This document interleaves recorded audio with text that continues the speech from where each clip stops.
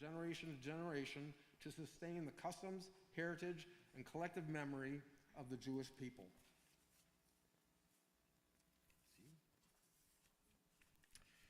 My mother, Beatrice Krauss Immerman, was born in 1919 and died. She was in the temple then, died a temple member in 2013 at the age of 93. I was thinking about Mom. Mom was born a temple member. She was married at the temple, and she was of the temple. And how do we know that? We're not sure how we would say this, but Mom felt and we heard about every change, and she had an opinion on everything. Not always so good. And why? Because it was part of her and she was part of it. My father, despite growing up at Park Synagogue, went over to the temple and got very involved in the men's club, and after a number of roles became president of the men's club.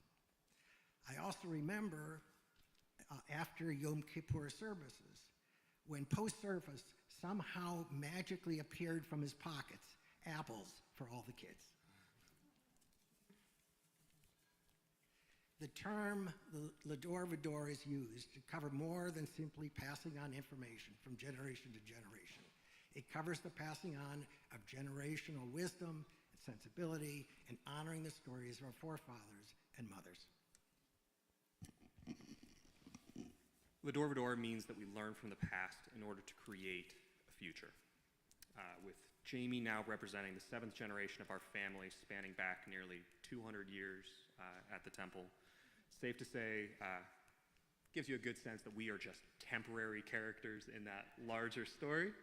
And so it's now each of us have that opportunity to influence that story, though, and to make it our own. And so now is the perfect time to think about the traditions that you are passing on and the legacy that you wish to leave behind. Whether thinking about my mom's Passover Seders, where she would, when talking about the plagues, she would throw cotton balls at us for the hail, and she would bring out the red stickers for the boils. Or thinking about going to services with my Grandma B. These are some of the sorts of traditions that it's now my turn to pass down, as well as my opportunity to come up with some new ones to create as well for my little family. And so now, my understanding, Jenna and Jamie are going to come back up.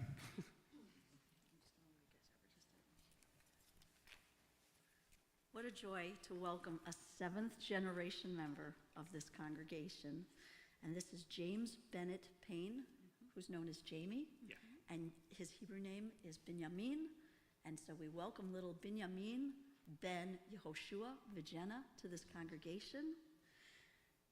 Lechilach, to a land that I will show you. Lech lecha, to a place you do not know. Lechilach, on your journey I will bless you, and you shall be a blessing. You shall be a blessing. You shall be a blessing. Lechilach. Rabbi Klein.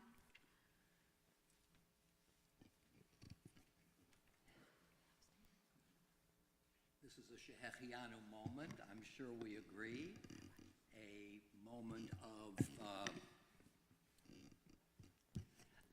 A moment of transition to new life, a new beginning. And we always try to acknowledge special moments in our lives, and we do so by reciting a blessing. Let's recite the Shehechianu together. Baruch atah Adonai Eloheinu melech haolam, Shehechianu v'kiyamanu v'higianu lazman. We praise you, Lord our God, sovereign of the universe, who has kept us alive, sustained us, and enabled us to arrive at this precious moment. Amen. Congratulations. So, here we are, 2024, the end of a bit of an era for the temple. Some of us obviously might be feeling some excitement for the future, while others may be a little bit apprehensive and feel a little bit of a sense of loss. In the words of Rabbi David Wolpe, there's no magic answer to loss. Nothing, not even time, will make the pain completely disappear. But loss is transformative if it is met with faith. And remember, our past is something that is so intrinsic to who we are as a people, whether looking back 10 years, 100, or thousands of years. As a people, we remember, we adapt, and we build off of those that came before us as part of who we are today. And so Jewish life is unique, for in it is simultaneously the action of forging ahead while also holding on to that past. And so now, as we're at a time of new beginnings, that doesn't mean abandoning or losing our story. This will always be Silver's Temple. It just means a new chapter where, much like my little family, our community as a whole will continue to grow and flourish into the future. So it is my pleasure to invite Rabbi Roger Klein to give the invocation.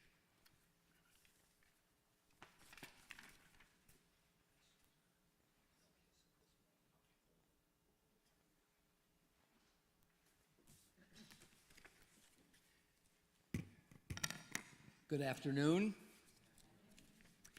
As you are able, I invite you to rise for the invocation.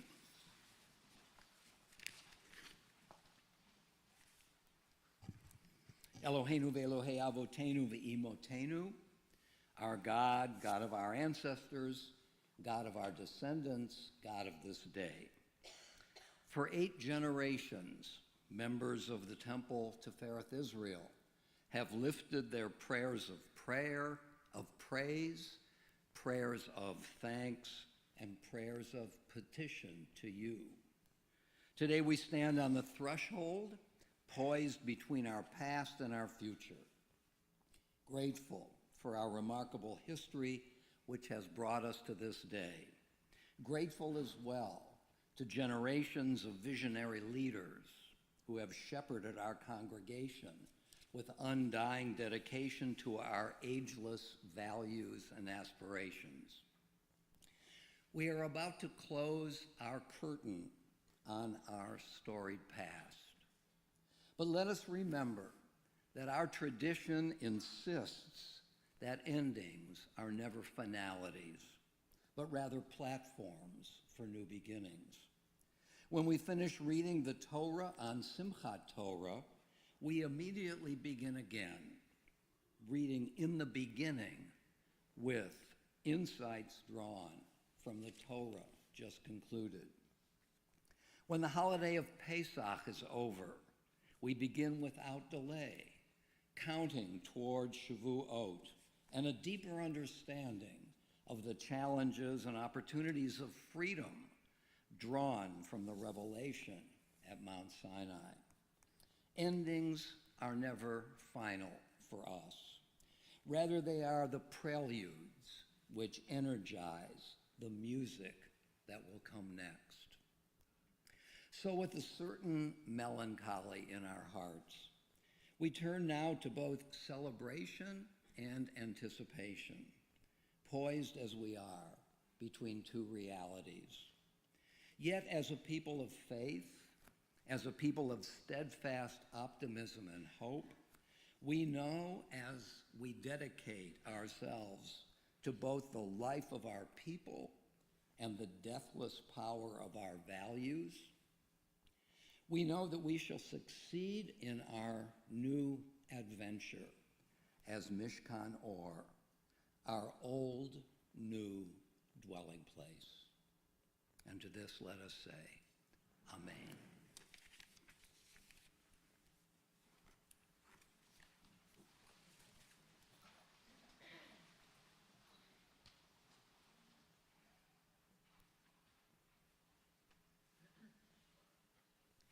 Thank you, Rabbi, and a huge thank you to our co-chairs, Bob, Dick, Judy, Josh, Jenna, and of course, little Jamie. Thank you. That was wonderful to hear your memories and your thoughts about the future. Let's see, what can I say about this year? It's been pretty quiet, right? Not much going on. Anybody know anything? It has been an amazing and momentous year filled with incredible people, and moments of just pure joy. I've been part of an effort to transform Reform Judaism in Cleveland, and I could not be more excited about our future. Before we talk about what's next, I want to reflect on the year that's been. We're going to start with finance. At the start of the year, we had budgeted a $400,000 deficit, which we were going to pay for out of our contingency fund.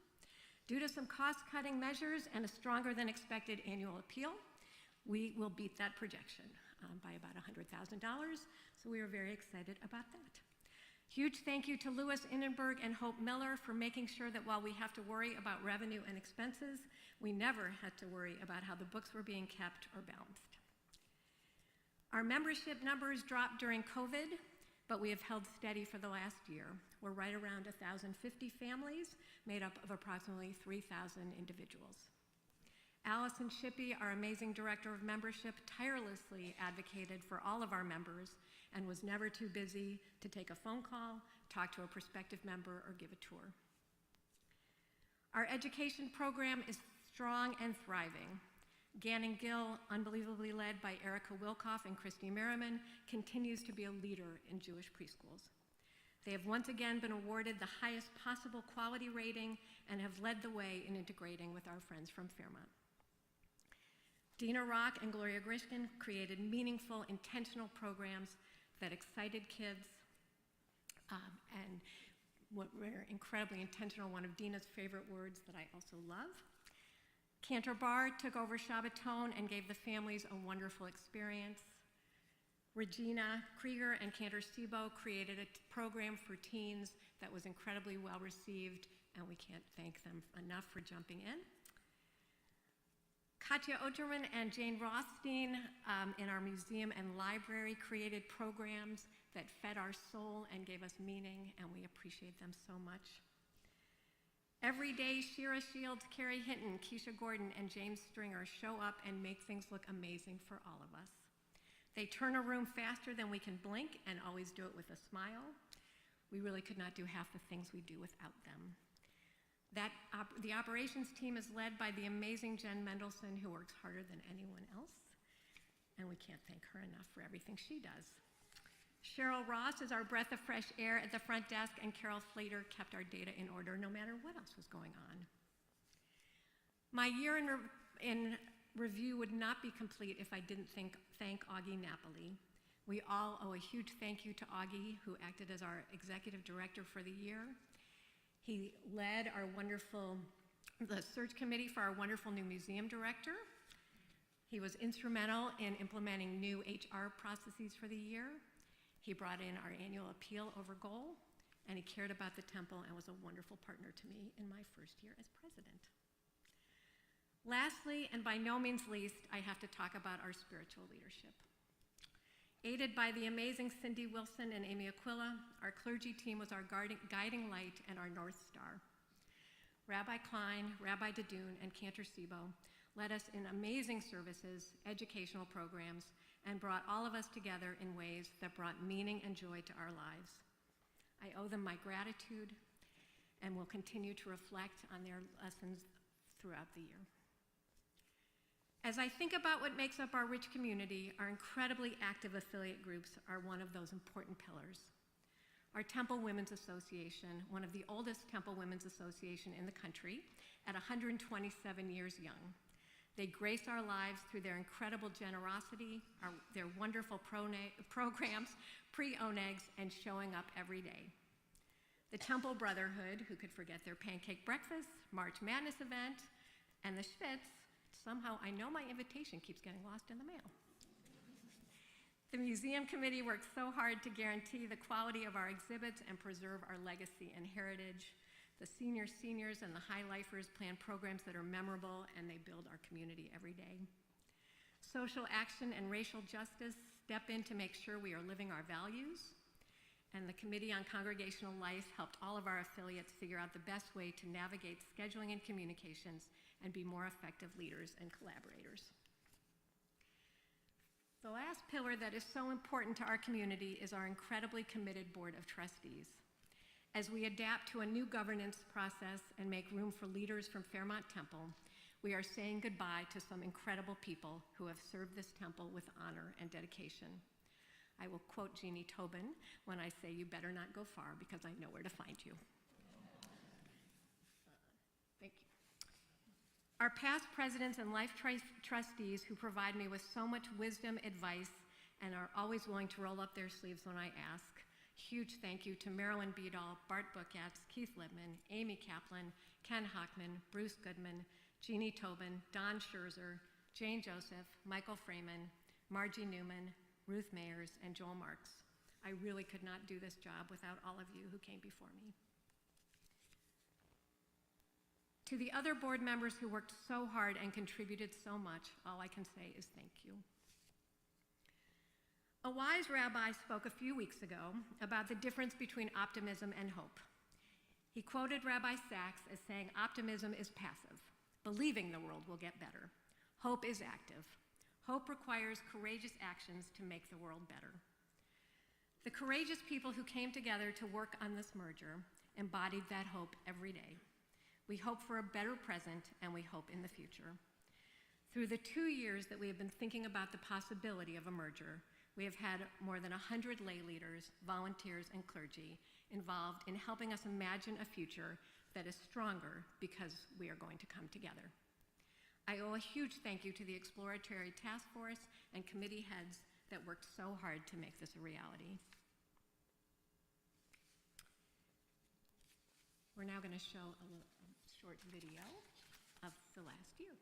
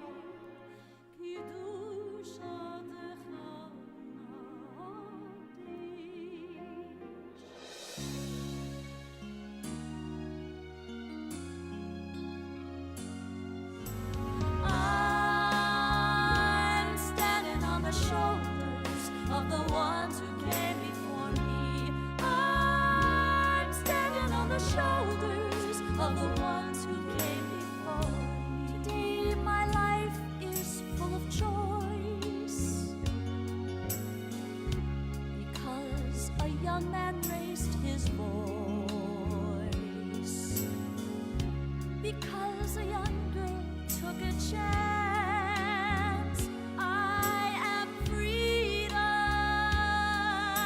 inheritance. Years ago, they crossed the sea, and they made a life that's come to me. I'm standing on the shoulders of the ones who came before me. I'm standing on the shoulders of the ones who came before me.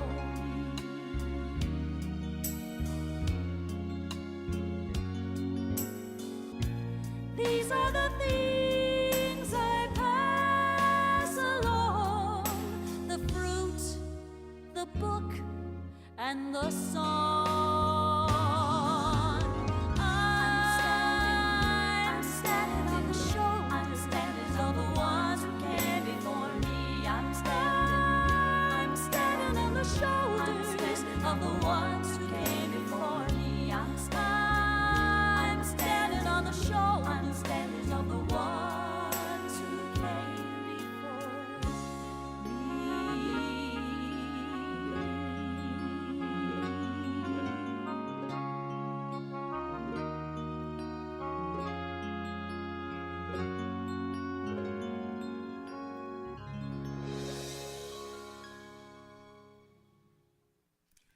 thank you to James Stringer and Jane Rothstein for putting that together. Huge thank you to Allison Shippey for pulling everything together for this meeting. And my last thank you before I bring up our next speaker is to thank all of you. You have no idea how much your support and encouragement and kind words have meant to me throughout this last year, so thank you.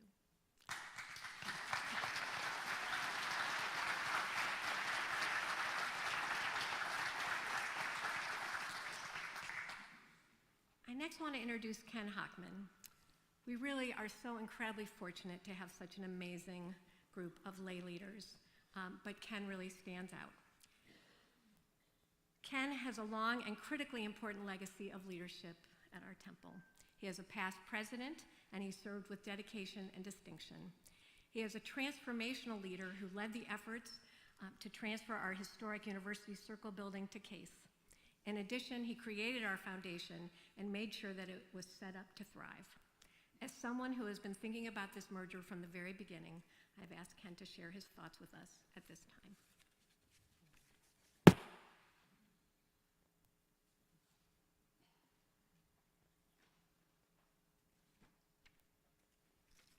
Good afternoon, everybody. I think I should start by thanking Beth for her service this past year. She mentioned Jen Mendelson was a tireless worker.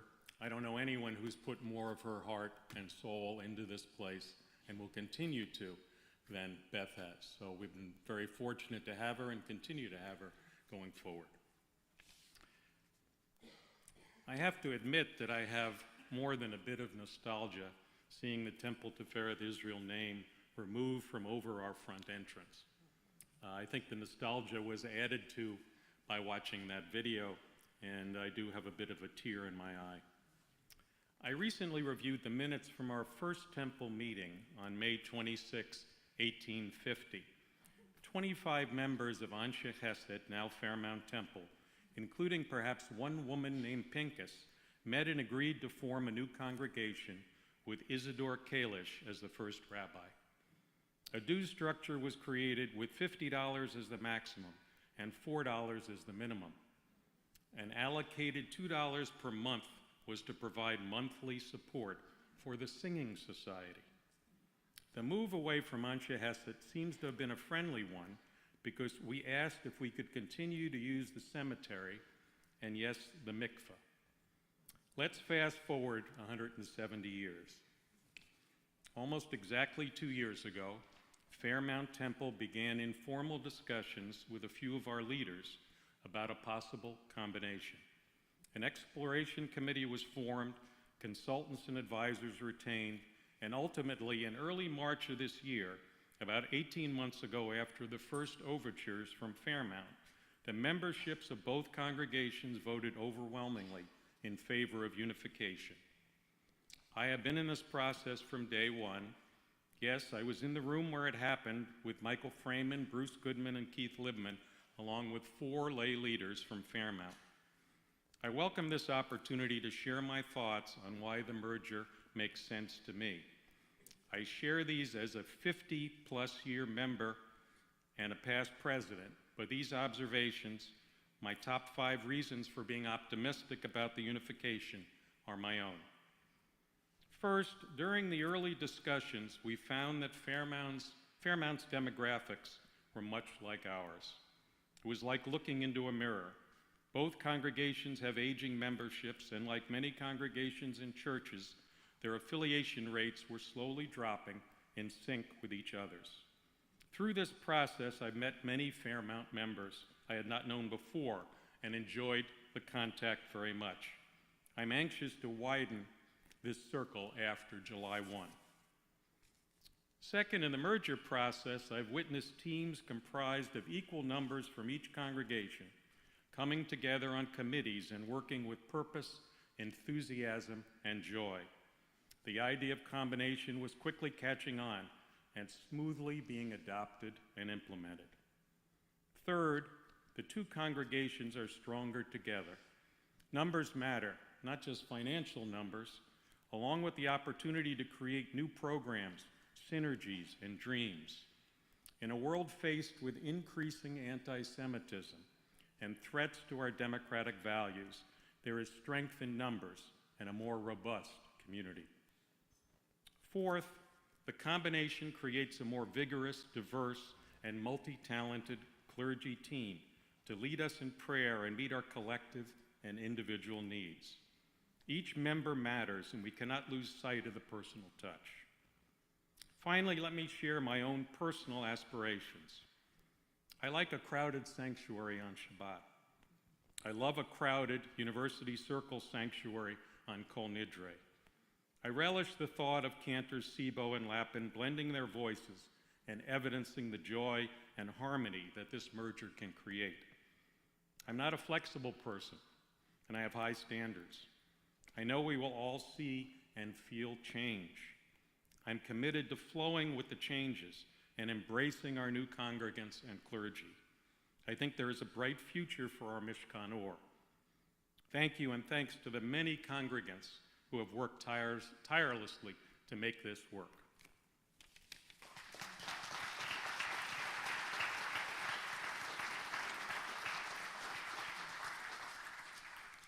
Thank you, Ken. Next, we're going to pivot to my favorite part. I get to recognize two people who have done so much for our congregation. The first is a woman who has started committees and groups and brought people together to build community and enhance our ability to go to cultural events and museums and all sorts of things. Barbara Kuby is an incredibly well-deserving recipient of our Volunteer of the Year.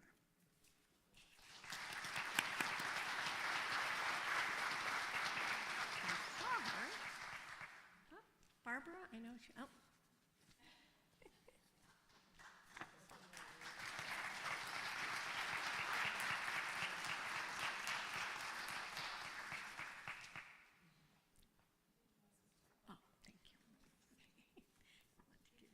Thank you. Thank you so much. On behalf of all the volunteers, accept this. Thank you. We have a second Volunteer of the Year this year, someone we really wanted to recognize for his incredible efforts. He helped us plant our garden that sits outside of next to our walled chapel and in the back, and our Temple Religious School children get to grow things and Gannon Gill, and it's nourished our soul as well as our bellies, and we appreciate it so much. Eddie Levine has helped us also with our landscaping and thinking about where is the right place to plant trees, and as we map our future and where we want things, and we cannot thank him enough for everything he does for us. Eddie?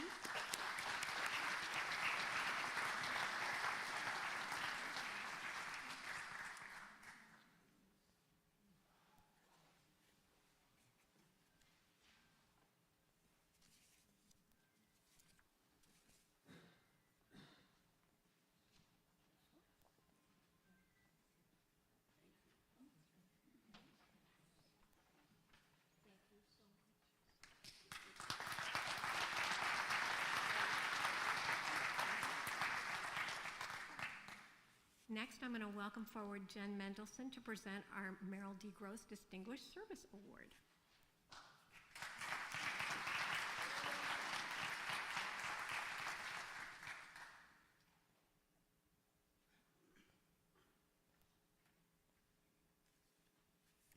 Hello, everyone. Welcome. I am honored to introduce this next award winner. The Merrill D. Gross Distinguished Service Award was established by former Temple Executive Director and Life Trustee Merrill D. Gross. It honors members of the Temple staff for their outstanding performance and positive impact on the congregation. This year's Merrill D. Gross Award winner, who, by the way, received more nominations than in any other year, goes to Shanae Pottinger.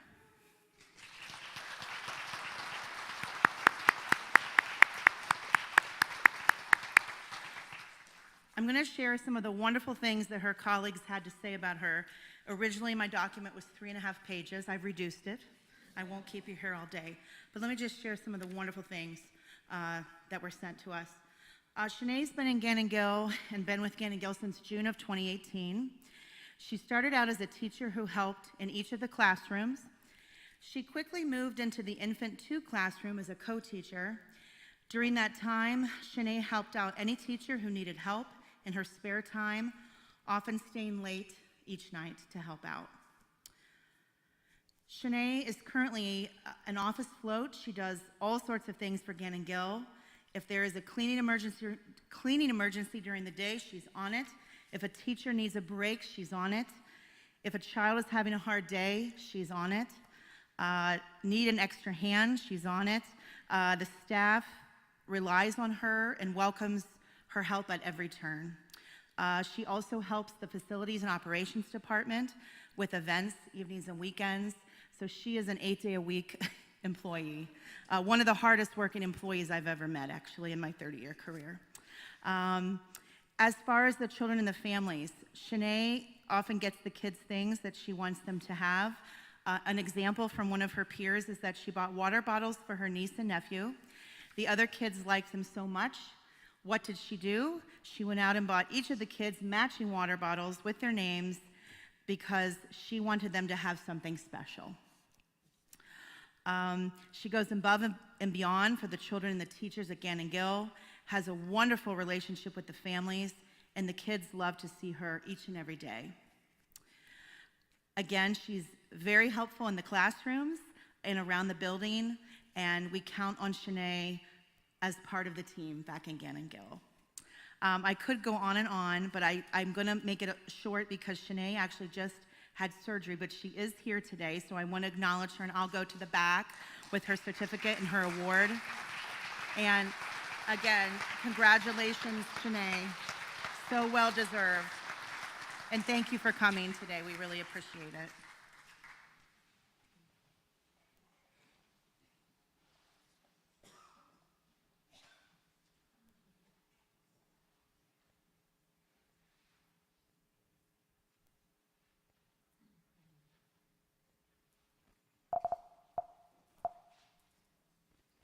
Hi, everybody. I'm Dina Rock, Director of Learning.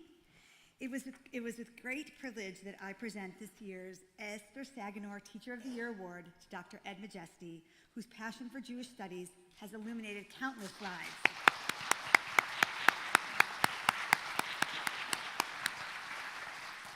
This award is given not only to celebrate excellence in teaching, but also to recognize the profound impact of an educator who has dedicated 2 decades to enriching the minds and souls of our students at the Temple-Tifereth Israel. For 20 years, Ed has not only taught the intricacies of Jewish history, culture, and tradition, but also has nurtured a love for learning that extends far beyond the classroom. His innovative curriculum has transformed lessons into experiences, weaving together the threads of ancient wisdom with the relevance of modern-day challenges. Beyond textbooks and lectures, Ed has created curriculum that has fostered a community where every student feels seen and valued, where curiosity is encouraged, and where respect for diverse perspectives thrive. His dedication extends beyond teaching. It encompasses mentorship to the Madrachim in his classroom with a commitment to shaping future Jewish leaders who embody the values of compassion and knowledge. Please join me in congratulating Dr. Ed Majesty for his exceptional contribution to Jewish education and unwavering dedication to the pursuit of knowledge and understanding. This is for you, sir.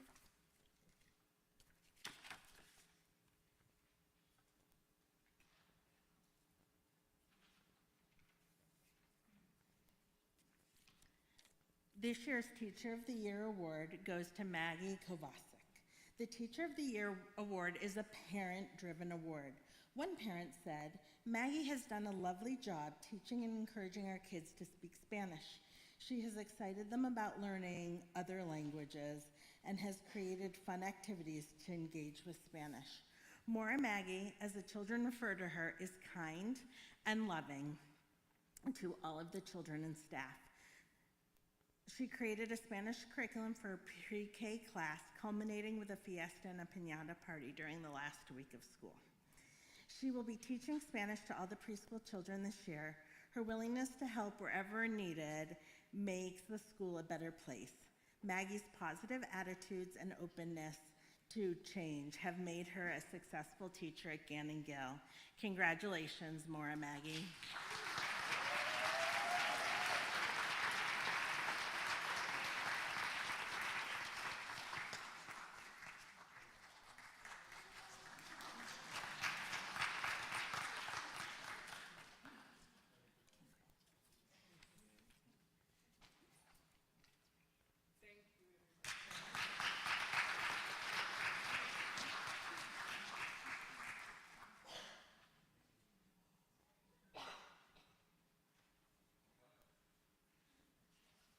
Thank you. It's a privilege to be here this afternoon to honor an exceptional student for all she has done and no doubt will continue to do to make the world a better place. The Lindsay Stark and Cassidy Stark Impink Social Action Fund was created to sustain and perpetuate the memory of my nieces, Cassidy and Lindsay. Lindsay succumbed to cystic fibrosis just before her 18th birthday in 1998. Throughout her life, she demonstrated determination, spunk, and honesty. Lindsay was a willing and unapologetic upstander. She never was one to stay quiet when she felt something was unfair or unjust. Lindsay didn't care what the popular choice would be or what others would think of her for sharing her opinions. Her little sister, Cassidy Stark Impink, was a devoted and loving daughter, wife, and mother of 3 young children. Cass also tried to improve the lives of those around her. She loved to bring people together and would do everything she could to ensure that everyone around her was happy and involved. This trait carried through to her career as a hospital child life specialist as she tried to make things better for young patients and their families. Cassidy lost a battle with breast cancer at the age of 37 3 years ago. Helping others motivated Cassidy and Lindsay's short lives. They would consistently, in their own way, strive to make things better for the people around them. This Social Action Fund is a fitting memorial to both of my nieces. It is our family's hope that memorializing their positivity, energy, and sense of justice will be a beacon to others as we strive to improve lives, solve problems, and serve our communities. As part of the fund's mission each year, a scholarship of $500 is given to a Temple student who most exemplifies the actions and ideals that meant so much to Lindsay and Cassidy. This year, the award is being granted to Lily Boardman. Lily, why don't you come up?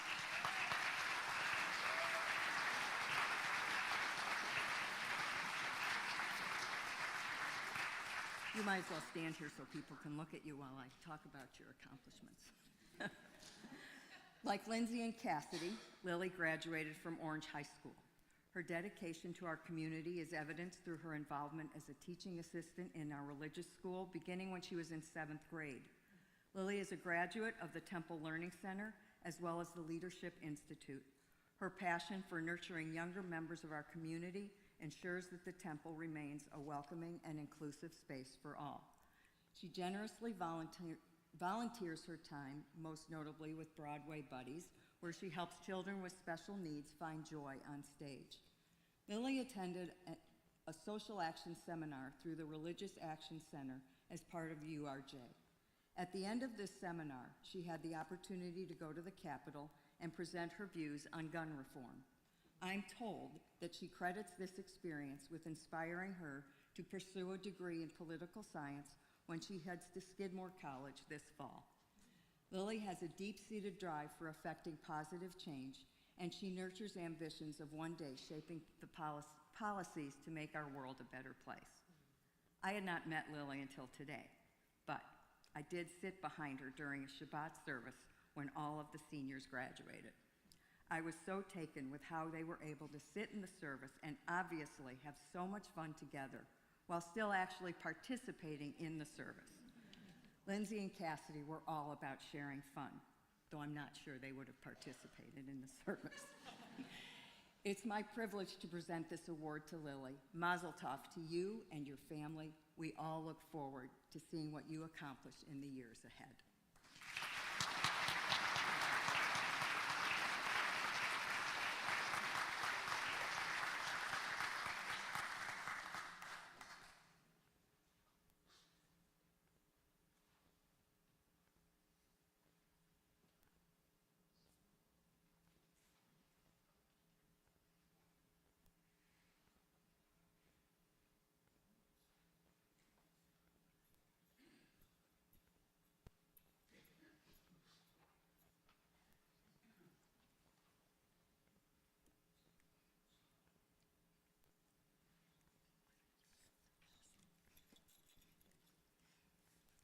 My name is Jimena Valdez-Sessler, and I'm chair of the Temple Museum Committee.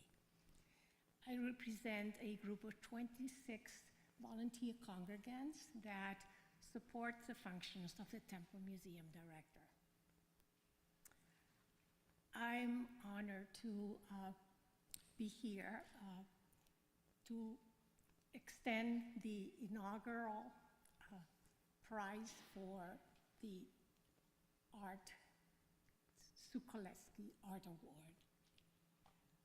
I want to mention also that I am thankful for the work of the subcommittee in that work collecting the submissions for this award, and ultimately the whole committee voted on the winner.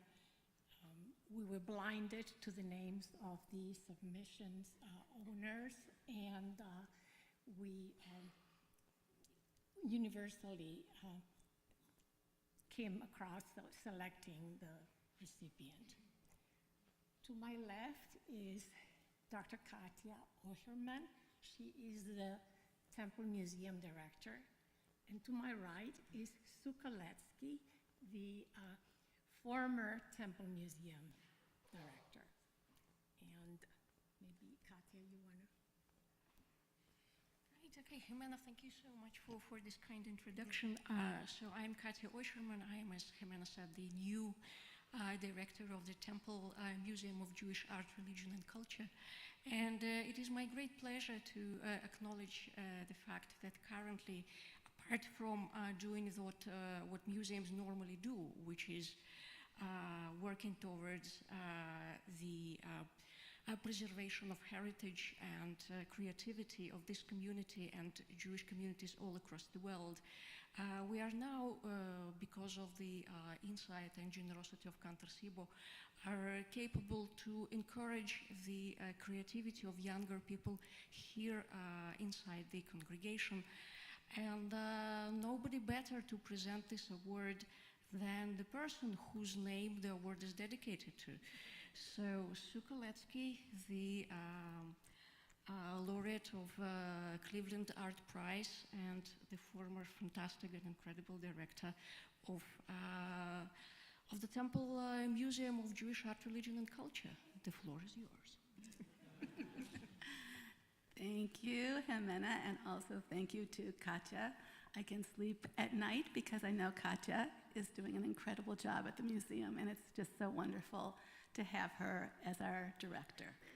I also want to thank Rabbi Dadoon and Cantor Kathy and the museum committee, who last year decided to have this award in my name, which is just so incredibly lovely, and I'm so honored. To, as Katja said, encourage everyone in the religious school, basically grades 8 and up, to think about their Judaism and in ways that they want to create art. And this award is to celebrate that and encourage that. So, is the piece up on the wall? Can we? Perfect. Okay, so I'm very honored to give this award this year to Ellie Klein. Russ and Debbie are here. Do you want to come up?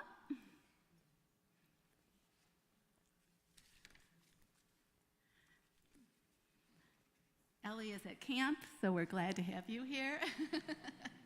I'm so delighted for all of you to see this piece in such a big way.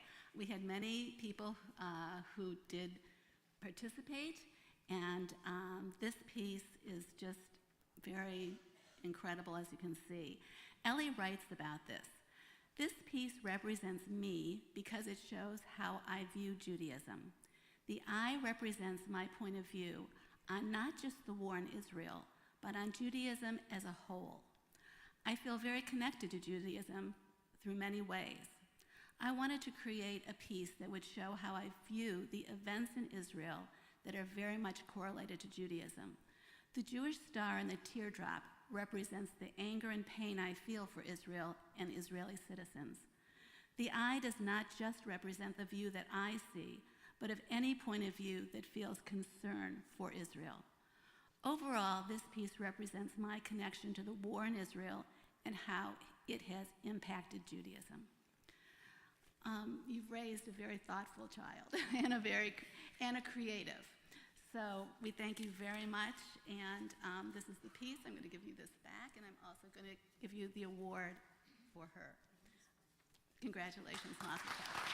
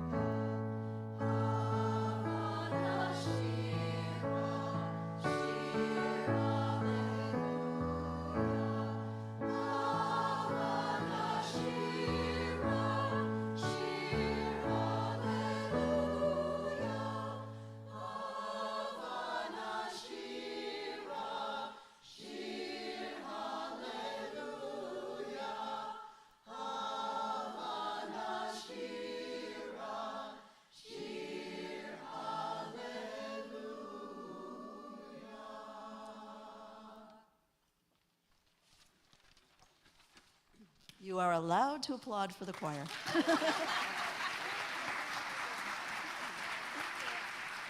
That was an awkward silence after that. We have had 4 rehearsals. Many in the group have made it to 3 or 4, some to 2, and a couple to 1. So I am very grateful to the 23 people who stand before you. And just as a little promo going forward, sometime in September, we hope, we will have a congregational choir once again. We will have our Kol Isha Women's Choir. We will have our youth choir. We hope to also have our teen klezmer group, as well as many other arts opportunities. The next song we're going to do is a prayer that you've already heard today for little Jamie, who made sure that this baby, he made sure not to be late because he wanted to be 7th generation before July 1st. But we're going to once again hear the words of Shehechianu, a prayer that thanks God for helping us make it to this incredible moment in the history of our congregation.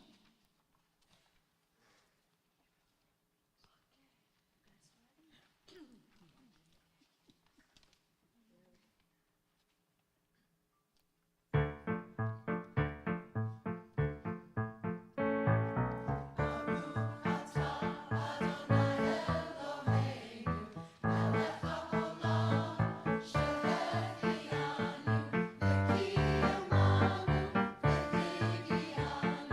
you.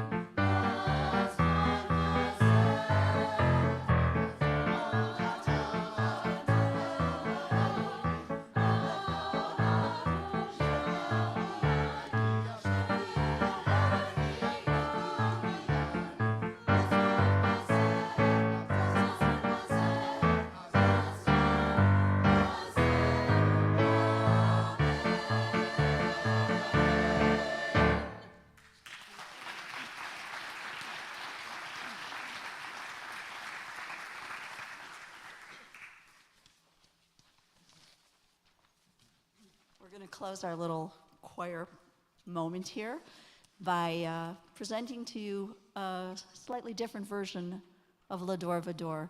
You heard one recording, one interpretation of L'Adore Vador when we saw that video that James put together so beautifully with Jane and others, Allison. This is another L'Adore Vador, reminding ourselves that we are part of a history, a very rich history that will continue to go on and on and on.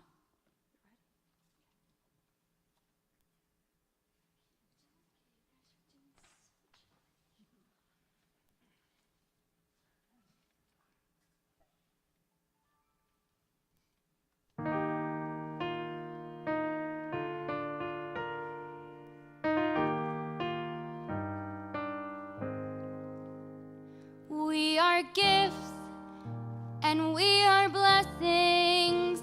We are history in song. We are hope and we are healing. We are learning to be strong. We are words and we are stories. We are pictures of the past. We are carriers of wisdom, not the first and not the last.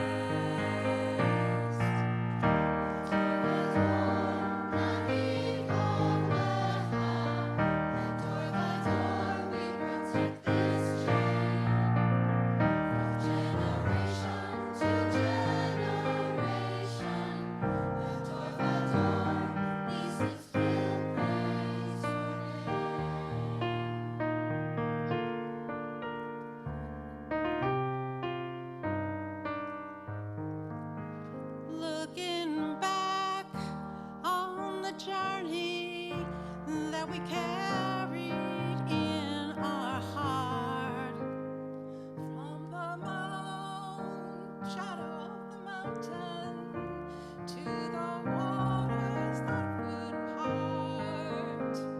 We are blessed and we are holy. We are children of your way. And the words that bring us meaning, we will have the strength to